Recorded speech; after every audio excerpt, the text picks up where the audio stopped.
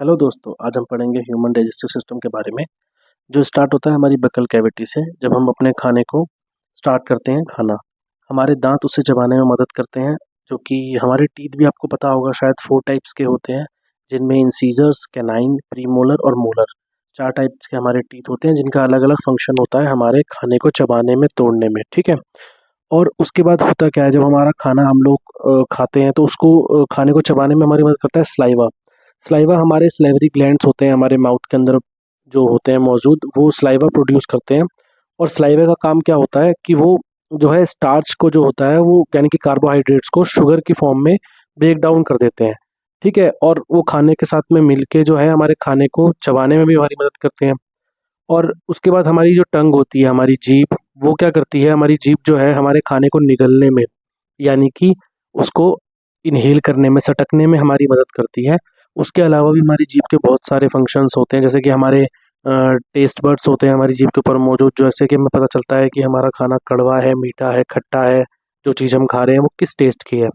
ठीक है। और जीभ क्या करती है, सलाइवा को फूड के साथ में मिक्स कर देती है और उसे सोलो करने में हमारी हेल्प करती है।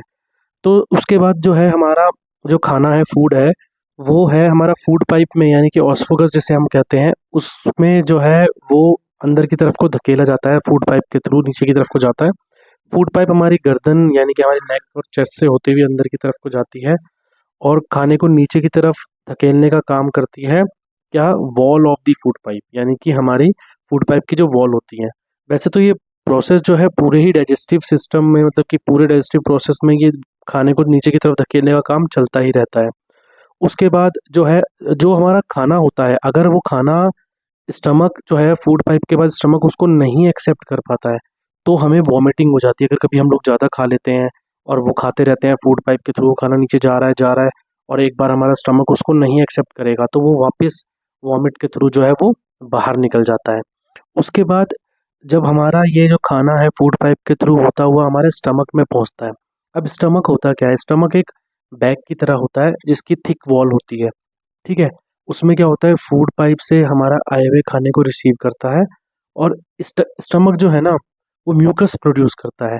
अब म्यूकस प्रोड्यूस करने से क्या होता क्या है, उसके अंदर म्यूकस भी प्रोड्यूस करता है, उसके साथ साथ में हाइड्रोलिक एसिड और डाइजेस्टिव जूसेस भी प्रोड्यूस करता है, जो कि है जो कि एसिड हमारे बैक्टीरिया को मारने का काम करते हैं, जो खाने के साथ हमारे स्टमक में पहुंच जाते हैं, और म्यूकस जो है वो हमारे स्टमक के इनर पार्ट को प्रोटेक्ट करता है।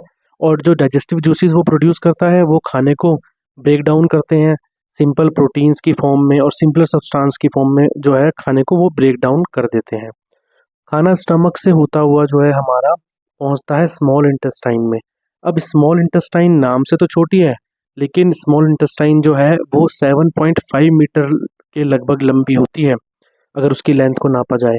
और इसको लीवर और पेनक्रियास से जो सिक्रेशन होते हैं वो पास होती है, वो सब आता है। लीवर जो है हमारा रेडिश ब्राउन कलर का ग्लैंड मौजूद होता है हमारे डाइजेस्टिव सिस्टम में, और वो हमारे अपर एब्डोमिनल में मौजूद होता है। तो उसमें होता क्या है, वो बाइल जूस जो है वो सिक्रीट करता है, यानी कि रिलीज करता है, जो कि सैक में स्टोर होता है, जिस सैक को हम क्या बोलते हैं, गॉल ब्लैडर भी बोलते हैं। ठीक है। और बाइल जो है ना वो बहुत इंपॉर्टेंट रोल प्ले करता है फैट के डाइजेशन में। जो फैट्स होते हैं हमारे फूड में, उसके डाइजेशन में बाइल जूस जो है बहुत इंपॉर्टेंट रोल प्ले करता है।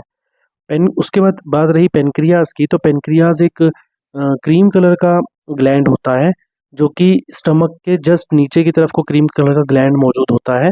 और पेनक्रियाज क्या करता है, वो भी जूसेस रिलीज करता है, पेनक्रिएटिक जूस रिलीज करता है, जो कि कार्बोहाइड्रेट, फैट और प्रोटीन्स को सिंपल फॉर्म में कन्वर्ट करने के ऊपर काम करते हैं। तो उसके बाद जो पार्शियली जो डाइजेस्टेड फूड होता है, अब वो हमारे lower part of small intestine में पहुंच जाता है। वहाँ पहुंचने के बाद उसमें इंटेस्टाइनल जूसेस जो हैं वो मिलके उसके डाइजेशन की प्रोसेस को कंप्लीट कर देते हैं। ठीक है। उसके बाद होता क्या है कि जो कार्बोहाइड्रेट्स होते हैं वो उसको सिंपलर फॉर्म में कन्वर्ट करके शुगर फॉर्म में कन्वर्ट करके ग्लूकोज बना देते हैं, फैट्स को कन्वर्ट कर देते हैं फैटी एसिड में, और प्रोटीन को कर देते हैं अमीनो एसिड में। उसके बाद ये हमारा जो है लार्ज इंटेस्टाइन को खाना पास होता है। उसमें लार्ज इंटेस्टाइन जो है नाम से तो बड़ी है, बट ये स्मॉल इंटेस्टाइन से लेंथ में छोटी होती है, 1.5 मीटर की अप्रोक्स इसकी लेंथ होती है। इसमें इसका काम क्या होता है जो अब जो उसके बाद अनडाइजेस्टेड फूड जो पास होके आया है उसमें से सॉल्ट और वाटर जो कुछ रह गया है उसको एब्जॉर्ब कर लेती है और बाकी बचा हुआ जो खाना है वो रेक्टम में पास कर देती है, जो कि वहाँ पे सेमी सॉलिड फॉर्म में रहता है। और उसके बाद जो भी वेस्ट मटेरियल होता है, जो भी वेस्ट प्रोडक्ट होता है, वो सारा एनएस के थ्रू जो है वो टाइम टू टाइम बाहर निकल जाता है, जिस प्रोसेस को हम एजेशन भी बोलते हैं। ठीक है, तो ये पूरा